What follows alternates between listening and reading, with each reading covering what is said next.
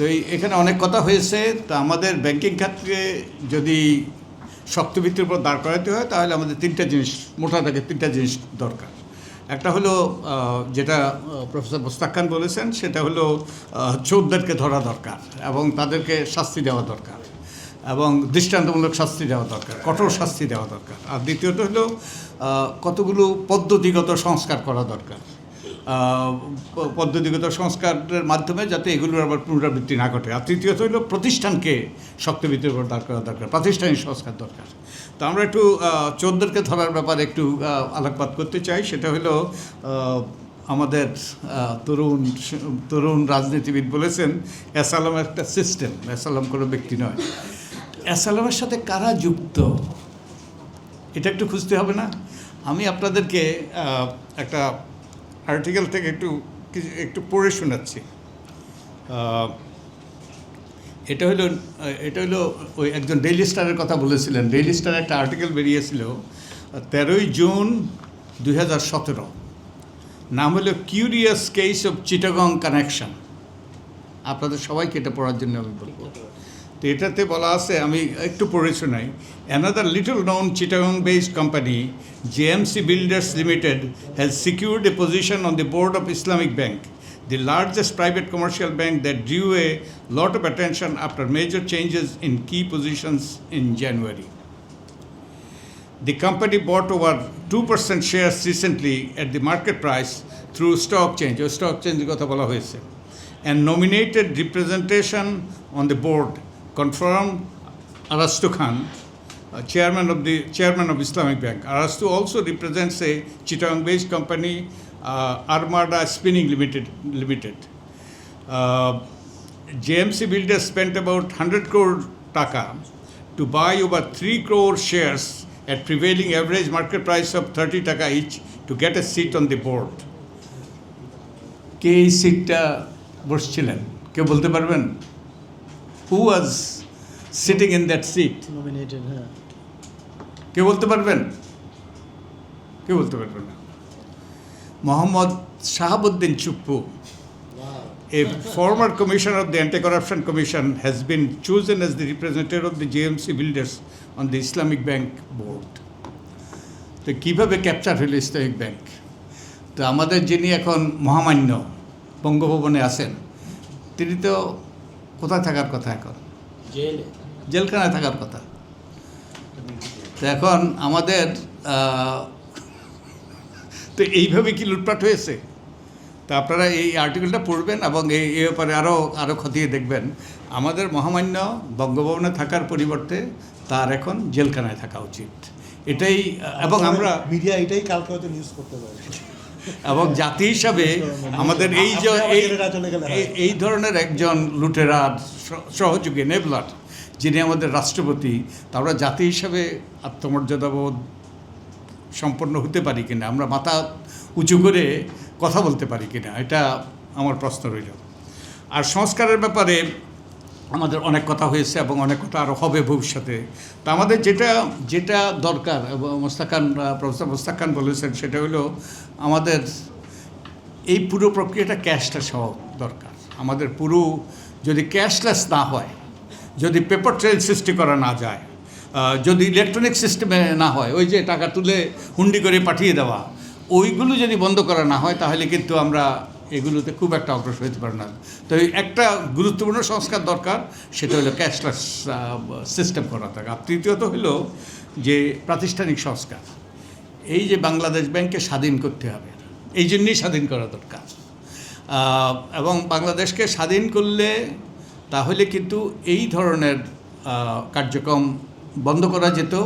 Bangladesh bank পরাধীন ছিল, আমাদের প্রধানমন্ত্রীর খপ্পরে ছিল, এবং যার ফলে তার পছন্দের ব্যক্তিদেরকে বসিয়ে এই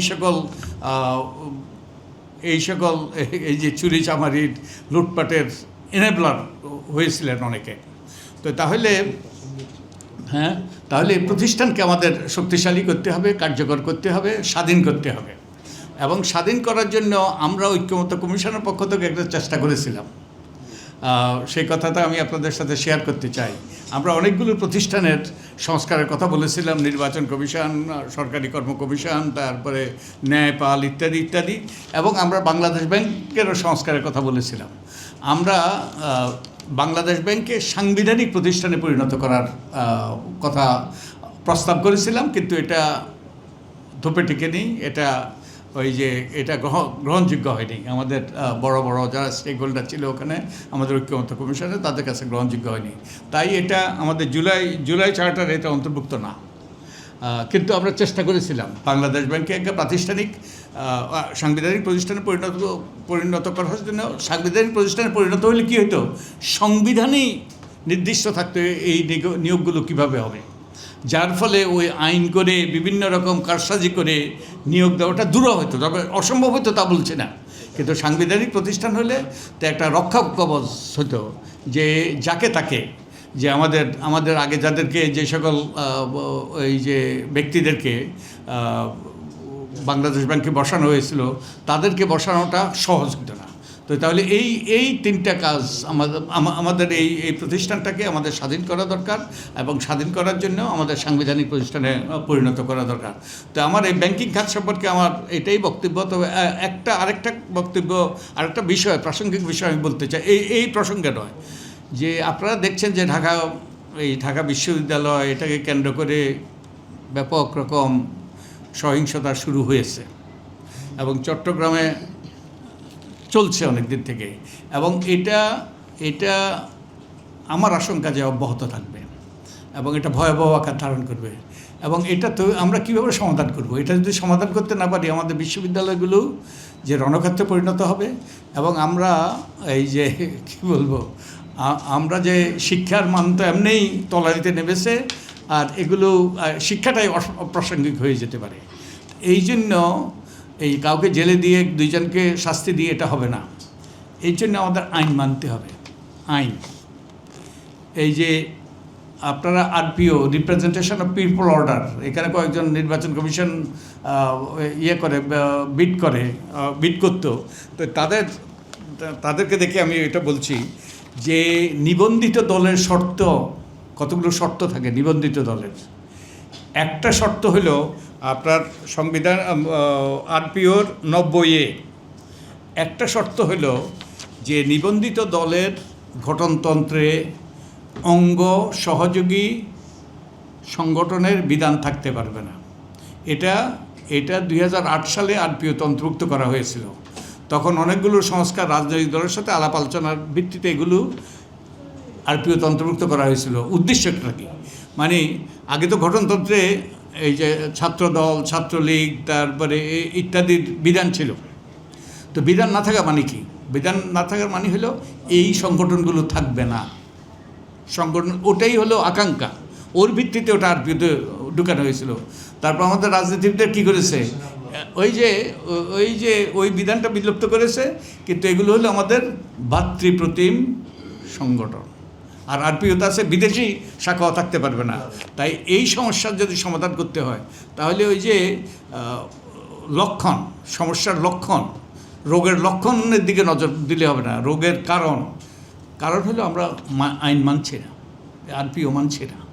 তো আমি এটা অপ্রাসঙ্গিক এই ক্ষেত্রে, তবুও আমার মনে হয় আমাদের বর্তমান প্রেক্ষাপটের এটা অত্যন্ত প্রাসঙ্গিক। আপনারা এই দিকে নজর দেওয়ার জন্য আমি অনুরোধ করব। তো আমি আর কথা বাড়াবো না, আপনাদের অনেক দেরি হয়ে গিয়েছে। তো আমি ধন্যবাদ দিই আমাকে আমন্ত্রণ জানানোর জন্য। অনেক ধন্যবাদ।